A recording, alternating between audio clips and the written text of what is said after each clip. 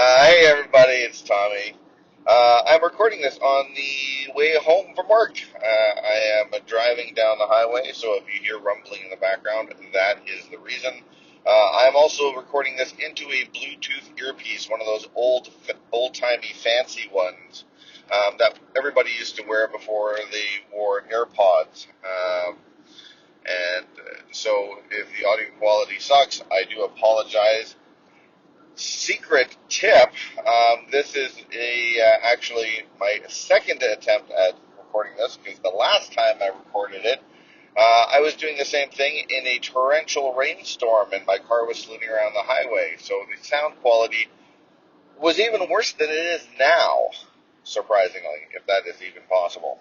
Um, so I am just recording this as I drive home, as I said, but I did want to put down some thoughts on the current COVID-19 coronavirus situation that we are all finding ourselves in right now. Um, as is always the case, I have a lot of spiritual thoughts in regards to what is going on in the world.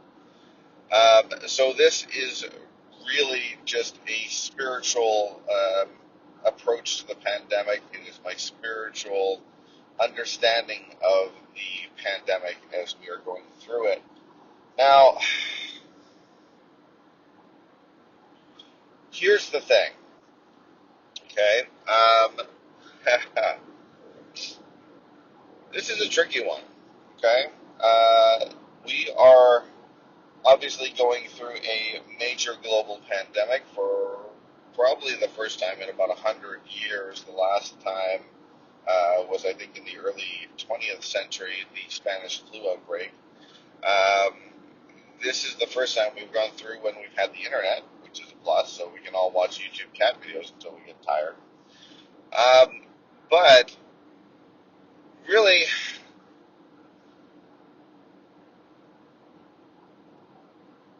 this is a very tough topic to approach. Okay, I do have some meaningful spiritual thoughts on the subject, as I tend to do. However, that also has to be tempered with an understanding that anything I say in this is not meant to minimize anybody's experiences. It's not meant to take away any of the trauma or pain that anybody is feeling. Certainly, we are all affected by this. The frontline workers, especially, um, people who are dealing with elderly parents or grandparents and are trying to make sure that they're safe. People are trying to keep their families safe. People who are still having to go to work because they're in essential services like banks and grocery stores.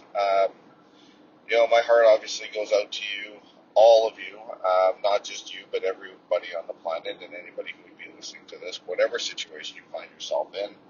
Um, my heart is always filled with love and compassion for everybody.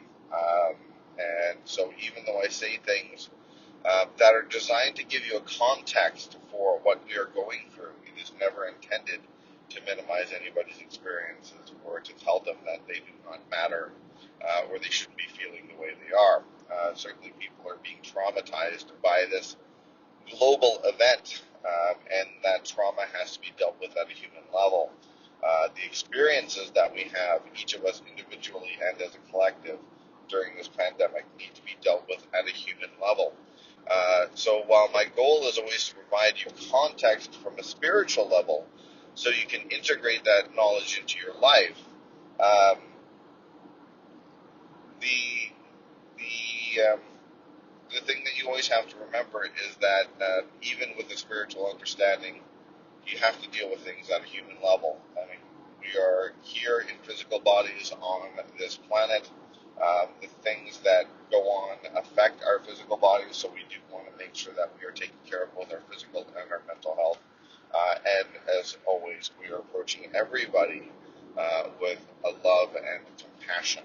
Um, so that all being said, that preamble, that hopefully didn't take too long, or I can cut down or something. But basically, I I want to address the global epidemic that we are currently facing from a spiritual point of view. Okay, because I think it's important. As somebody who has had a number of awakening experiences over the last couple of years, and at least from my own perspective, I think I've got a pretty accurate model of how everything works. Do I? No freaking clue. If everything that I say doesn't resonate with you, feel free to toss it away. There's no obligation to listen to me or to think that I am right and everybody else is wrong. One of the first things you realize when you awaken is that there is no inherent rightness or wrongness to anything or anybody. Everything is relative. So I'm right relative to my experiences. That doesn't mean that I am right intrinsically. That anything that I tell you is right intrinsically.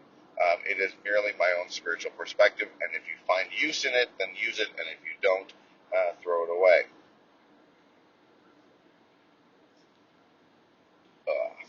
Okay. So, this spiritual or this pandemic that we're going through, in order to understand the context of it, okay, this entire universe that we live in is a relative universe, okay, which means that everything is subjective. In other words, your experience of something, or that which something is relative to another thing. That's the way that it works, okay? There is no absolute in a relative universe. So something is big relative to that which is smaller to it. And something is up relative to that which we call down, okay? Um, so, again, this means that there is no rightness or wrongness to any of this stuff, okay? It's simply the way it is. Up is up and down is down. It doesn't make it inherently right or wrong. And neither of those ways is superior. It just depends relatively on what you're trying to accomplish. But in terms of this pandemic, if we understand it relative to a spiritual understanding, it helps us put everything into context that hopefully, at the very least, will lower some anxiety and fear that we have when we're dealing with something of this magnitude. Okay, we are. How do I say this?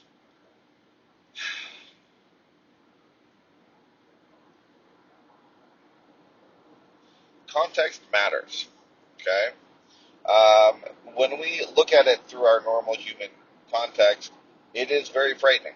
Okay, we are being asked to shelter in place. We are being asked to social distance. We are being asked to wash our hands with enough frequency to keep the moisturizer business in business for quite some time to come. Because man, my hands are feeling pretty dry, and I'm using way more moisturizer than I ever have in my entire life. That being said, with fear comes opportunity, okay, and hopefully with an opportunity to understand the greater picture. My goal is never to tell people what to do. It's simply to explain the context, and my goal is always to just provide the context from a spiritual point of view, so you can either accept it or not accept it, or take what you like and leave the rest.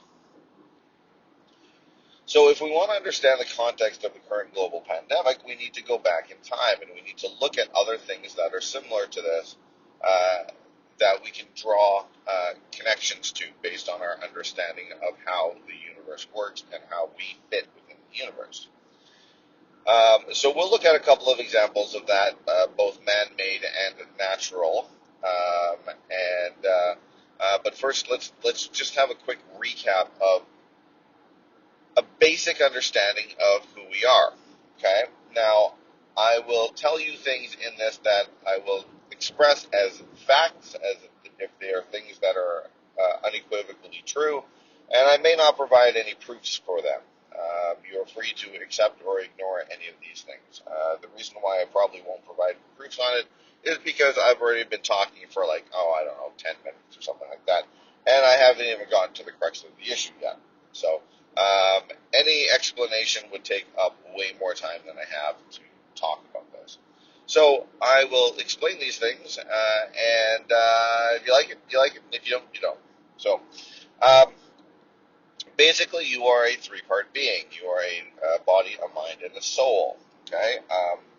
Now, the way it works, if you are familiar with my understanding of the master plan, which is a video you can check out on YouTube if you haven't seen it. I have many videos based around the master plan, explaining the master plan, because it is very useful to understand. So basically, the entire universe, everything seen and unseen, is contained within an entity that we call God, which is essentially the vibration of love that permeates everything, that is the great creator, the creator of all that we see and do not see. Within that entity, there are smaller entities, which are essentially sliced up versions of God itself. God is if you want to think of it this way, is a fundamental force, a creative force. Okay, so those smaller pieces we call souls, and those souls create a mind, and those minds create bodies. So the physical body is contained within the mind, or the mental body, subtle bodies, whatever you want to call them. There are a number of subtle bodies. The primary one that we're most familiar with is the astral body. There are a number of other ones, but I'm not going to go into those right now. And the mind and the physical body are housed within the soul. It is not the other way around. It's not like your soul is contained within your body. Your body is contained within your soul. And each of those souls is created, or each of those souls is housed within God. Okay? It's basically God sliced up into smaller pieces. So, everything is created first in the non-physical and brought forth into the physical, or burst out into the physical. So you, your entity, the you that is you, that you think of as yourself, the personality self, the egoic self, the entity that you would consider to be you, is separate from the body, exists in the non-physical. And that non-physical entity chooses to come into physical incarnation. Essentially, every time you come into physical incarnation, you're putting on a new set of clothes and starting a new day of the life of your soul. So off you go to work, off you do to go to the gym, you do all the things that you need to do, you go to school, blah, blah, blah, blah, blah. Okay? All that stuff.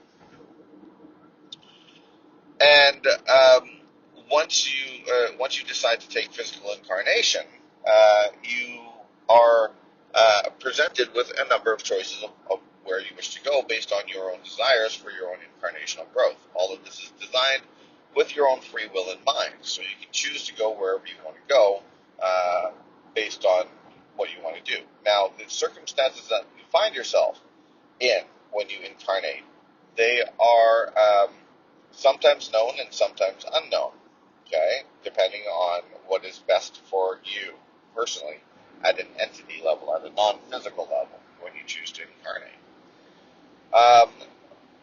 But there is no time in the non-physical. Okay, physicality time is the byproduct of physical time, or of physical space and physical matter. The movement of matter through space is what we call time. Okay, since there's no physical matter and there is no space in the non-physical, there is also likewise no time. Which means when you choose to incarnate into the physical, you have all of time open to you. You can see the entire thing. Okay, so you can choose to incarnate in the Stone Age, or in the Renaissance, or in the medieval age, or in the scientific age, or in the modern age, or in the future, or wherever you wish to incarnate, whatever is best for your incarnational growth.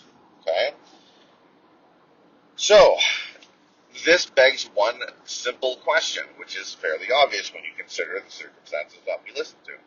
If we come into physical incarnation by choice, and we choose the time of our birth, we choose our parents, we choose our families, all that sort of stuff, okay?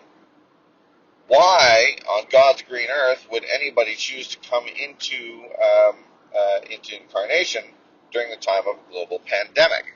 Okay, that seems kind of counterproductive. Why not skip it? Obviously, there's a lot of fear and anxiety in the world right now. Okay, well, there's a number of reasons. Okay,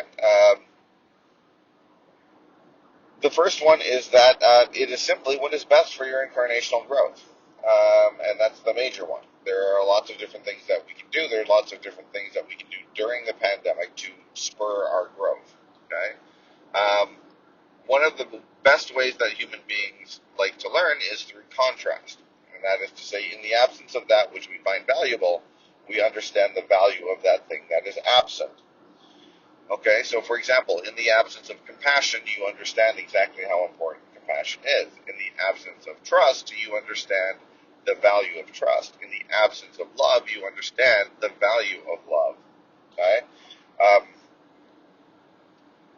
So that contrasting experience of that which we don't want, we know what we do want, and we can move towards it. Okay? Absent that, when we are absent that stimulus, it is very hard for us to take any form of action. We kind of tend to just sit around and do nothing, and don't have any motivation to do anything. It's when things get painful because we are missing whatever that thing is that we start to notice its importance and move towards it. Okay, if we're kind of just have a little bit of love in our lives but not a ton, we don't really want to go either way, because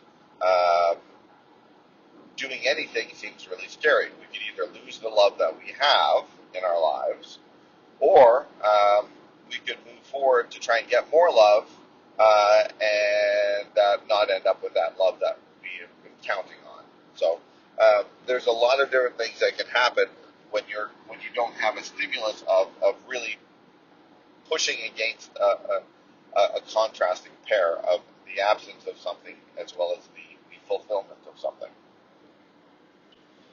So let's look back at a little bit of history, and we can examine this pandemic from a global perspective, so we can figure out or a historical perspective, so we can understand exactly what's going on.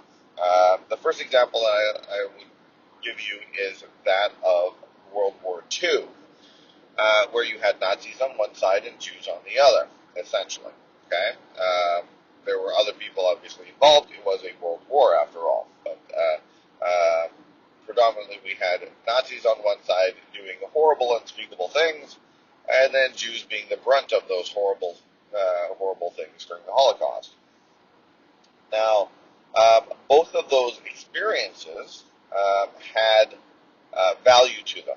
Okay, I am not ever going to judge or condemn anybody.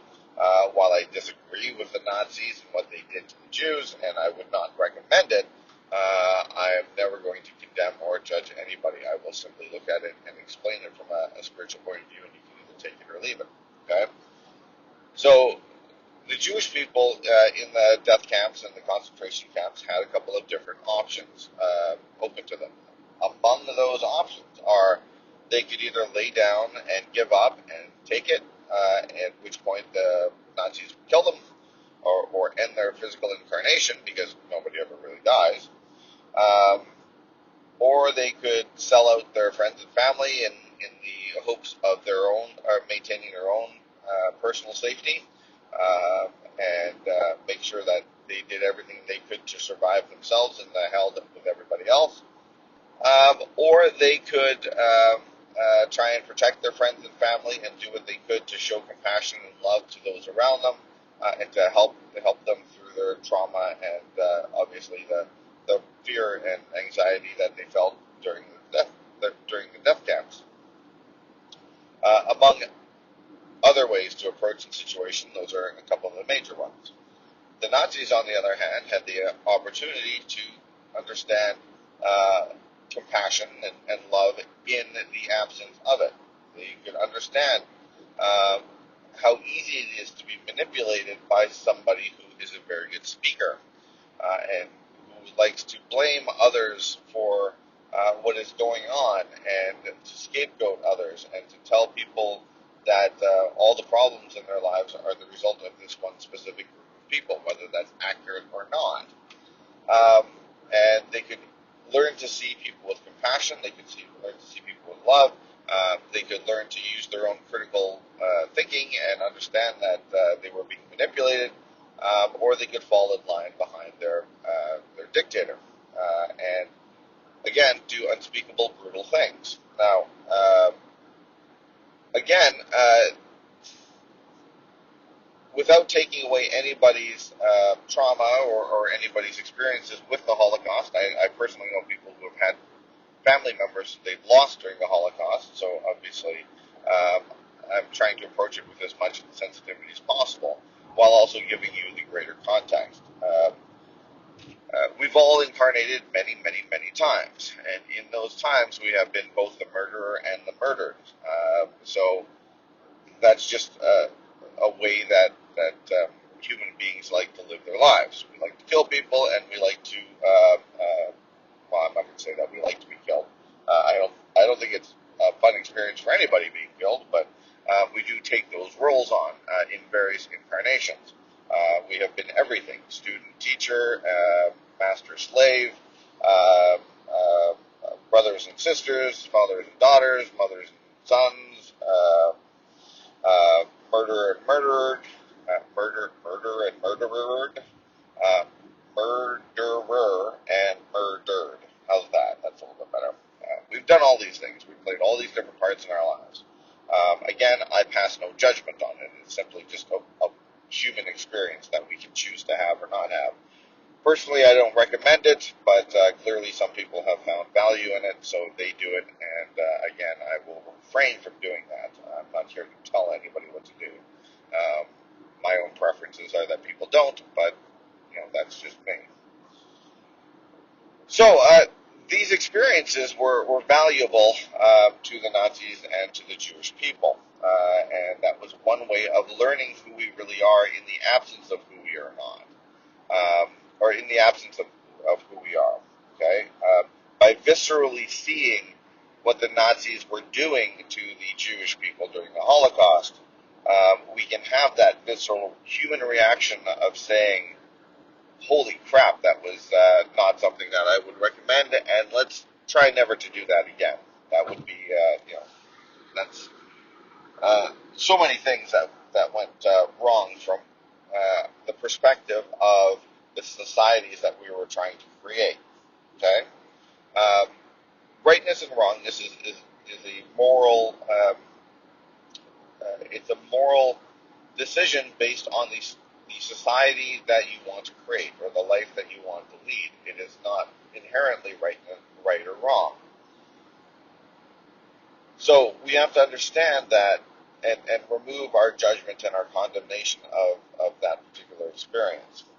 Hopefully we learn from it and we don't do it again. Again, that's my preference. But it is not necessary to look at it as in terms of good and bad and good and evil. Okay.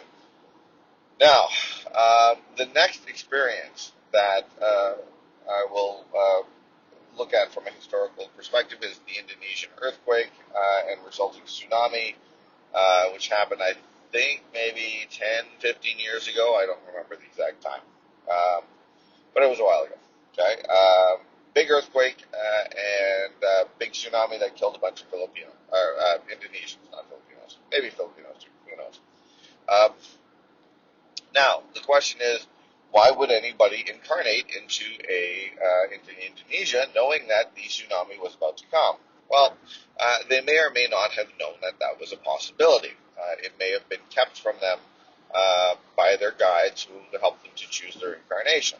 Now, if that is the case, your guides would be working with you to make sure you got everything accomplished in your life that you needed to accomplish. You were being guided and pushed towards doing all the things that you wanted to do. So nobody's incarnation is actually ended prematurely. It's all done exactly when it's meant to happen. Okay, that doesn't mean you don't have free will and you can't change events. Certainly you can. It's easier from a individual point of view than it is to do as a collective, but you can certainly do that. Okay, so those people chose to incarnate in Indonesia. That does not, or before the earthquake and the tsunami. Now that doesn't take away any compassion that you should have for them. Okay, again, acceptance is not apathy. Understanding the system should not leave you in a state of apathy where you say, "Well, everything's exactly as it should be, so I'm not going to be motivated to do anything." Okay, understanding should spur you into action. It should spur you into um,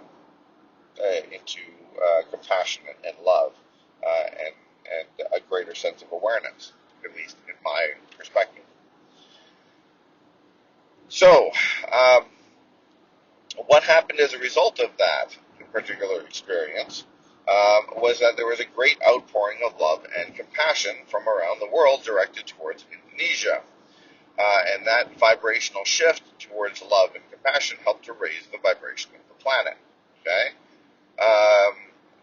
The same thing happened after 9/11, when the entire world took a pause and went, "Holy crap! What the hell just happened?" And sent love and compassion towards America, which helped to raise the vibration of the planet. Now, what America did is they decided they would go to war, okay, and attack the wrong country. Oops. Well, that does happen from time to time. Human beings don't always make the smartest decisions. Was it a wrong decision? Well, again, there is no rightness or wrongness. It's simply what it is. They invaded the wrong country. Yeah, but was it a wrong decision? I don't know. Look at the world the way it is, and then you tell me. Again, I'm not going to pass judgment on it. It's not what I would have done. It's not what I would recommend, but it is what it is. So you can take that vibration of love and compassion that is being sent throughout the world and use it to raise the vibration of the planet, or you can go to war. It's entirely up to you. Okay? So you say, Tommy, how does... Okay. Sorry, yawned. So you say to me, Tommy, what does that have to do with the current global pandemic? Okay? Well, we need to understand that these experiences are neither good nor bad. They simply are what they are. They're an experience. The Hitler experience, the 9/11 experience, the Indonesian tsunami experience, these are just experiences. They are morally neutral. They are just what happened. It's the emotion that we attach to it that gives it its meaning and its context. Um, so, what is happening during this global pandemic? Okay, well, again, let's just look back at the last few years, and we can see, we can put this global pandemic into context. Okay, over the last, I would say, half a dozen to a dozen years, especially, we've noticed a sharp rise in right-wing fundamentalism, in terms of right-wing, um, uh, whatchamacallit, right-wing nationalism. Okay, separation consciousness, and a blaming and a victimizing of minorities, okay, and immigrants, whether they're Muslim immigrants or Mexican immigrants or Syrian immigrants or whoever, black people, brown people, Muslims, Jewish people, all these scapegoats, okay, to blame for your problems. Okay, there is a rise in nationalism where everybody wants to close down their borders and say, "The hell with you! I don't like you. You stay out of my country." Okay, my country is for people who look like me and people who look like me alone. Now, again, neither good nor bad. Simply what it is. We're also noticing a sharp uptick, or at least we're also noticing um, the damage that has been caused by the planet, or caused to the planet by humanity, in terms of entire ice sheets melting and cliffs of ice falling off of the Arctic and the Antarctic and falling into the ocean, raising sea levels. We're looking at Australia being on fire. We're looking at California and my own province of British Columbia being on fire for much of the summer. Increase in strength and frequency of hurricanes, earthquakes, natural disasters of all kinds. Um, all of this stuff is all happening all at once, creating a climate of fear and anxiety. So we're walling ourselves off from each other at a national level, and then comes along this global pandemic, which is forcing us to self-isolate or to quarantine, and we're feeling even more separation. Now, who we are is love and unity and compassion and abundance and diversity and all these things. Okay? Um, Now, in the absence of those qualities, we recognize the importance of those qualities. So right now we are seeing people say we don't want diversity, we want homogeny. Okay, and that in a lot of us that is very traumatizing because we are members of a diverse coalition, of a diverse species. Okay, we are being told we need to separate from each other, so we're lacking that connection. So that connection that is missing. We are blaming others, so we're lacking compassion, and we're seeing that lack of compassion being outpictured into the world. And what this pandemic is allowing us to do is to say, wait a minute, all these things that we're feeling, this fear and anxiety, are because we're not experiencing that which we are, which is love and unity and compassion and diversity and equality and all that sort of stuff. Okay? And we're being asked, or we're being shown that the effects of our actions on the environment. So we're seeing that, the more we pull back, the more we're separated from each other, the more we realize that our actions have effects on others, that we are all connected at some level, that we cannot just isolate ourselves. We are all part of one humanity, and we are all part of this earth, and the actions that we are taking are affecting our planet, not just in terms of the disasters, but you see the videos of nature returning in the absence of human beings. So the actions that we are taking just in general are causing the natural world to shift and change. Okay, so all of this is all connected. We are being shown our connection right now by having to be removed from it. Okay, in the absence of that which we are, we recognize the importance of that which we are. Okay, and so the universe. And so the important thing to remember is that none of this stuff is being given to us. This stuff is being brought to us by us as a result of our vibration, of the frequency of vibration of the human beings on this planet. Okay, as free will beings, as conscious creators, we have a great deal of effect on the planet and the people around us. So, the Hitler experience was not given to us. It was brought to us because the vibration of the planet was that which would sustain that. The Donald Trump experience is the result of the vibration of America. It couldn't be any other way. So if you want, whether you like Donald Trump or not, if you like Donald Trump, you want to keep the vibration of America the way it is. If you don't like him, in order to get rid of him and to make sure that other people like him don't come to power, you have to change the vibration of America. And so for us, at a global collective, what we are trying to do is change the vibration of the entire planet. Okay, we are trying to raise the vibration of the entire planet in such a way to make things like the global pandemic that we're experiencing, like World War II, like these global events, make sure that they don't happen anymore. The evolution of a society is always back towards who we really are.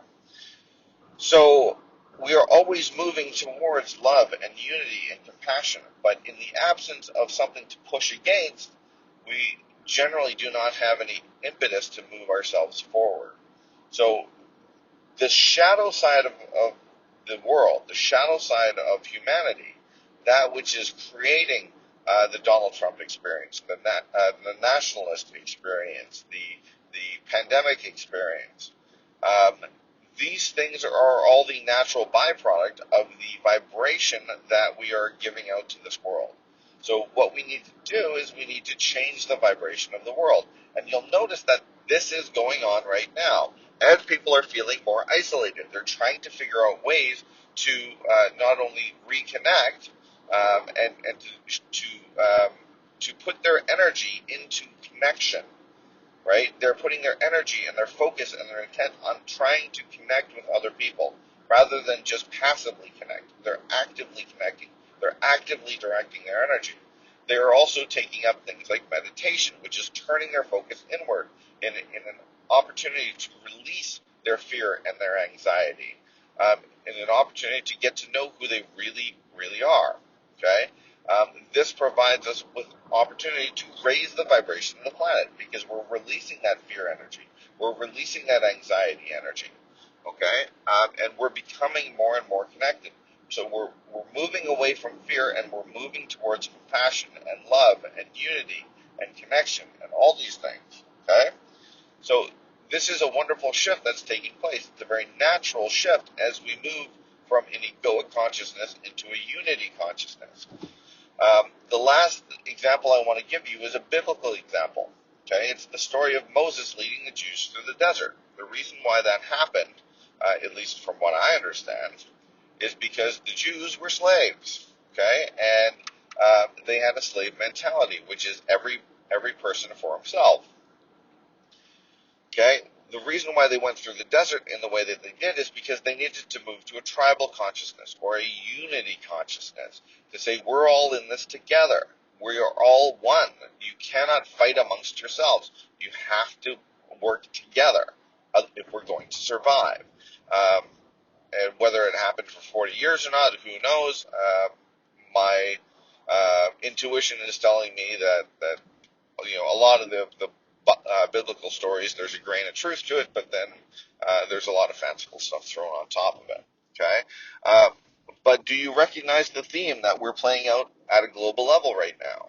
Okay, taking everybody from a unity consciousness, from that nationalist consciousness of me, I'm the good person, you're the bad person, stay the hell out of my country. That is a nationalist or a separation or a separation consciousness. Okay, and we need to move into a consciousness that is going to be beneficial to humanity going forward. Okay, this is the same theme being played out at a global level. Okay, this is the first time in human history that we've done this at a global level, and there will be growing pains. There is a lot of strike back. There's a lot of people who want the world to stay the way it is, and there's a lot of people who want the world to get better, who want it to move back towards who we really are, which is love and unity and compassion and diversity and equality and all that stuff. Okay, people who want to look after each other and want to make sure that everybody is okay, versus the people who are just like, I'm going to go hoard toilet paper and hand sanitizer and make a buck off of this because I don't care about anybody else. Those people are out there, and they're showing us to ourselves, and they're giving us an opportunity to say, that's not who I am, okay? That's not who we are as a collective. That's not the society that we want to create. So, again, as Jesus said, and again, I'm not a Christian, but I like to echo the words of Jesus because he was a very wise teacher. You got to love your enemy. Those people who show ourselves to ourselves. The people who are hoarding the toilet paper and the hand sanitizer. Love them, because not only are they damaged and in but they are allowing you to know who you are because of the absence of who you are displayed in them. Okay? This is the idea of love thy enemy. Okay? This is because they are showing you to yourself, and they're providing you an opportunity to understand who you really are in the absence of who you are. Okay? In them. So the question really is not just who are we in this pandemic, but who do we want to be when we come out of this pandemic? Are we going to continue along the field of love and unity and compassion, or the theme of love and unity and compassion?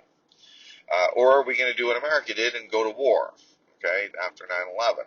Okay, we're going to invade the wrong country. Are we going to turn our back on who we really are and go back to, well, let's just look after ourselves, let's move back into the separation consciousness, okay? There's going to be two forces. There's going to be those who are striving to move us towards unity consciousness, and those who strive to move us towards a separation consciousness. Okay, who we become is up to you, but I can tell you right now that there's a seed being planted, and we are going to blossom into um,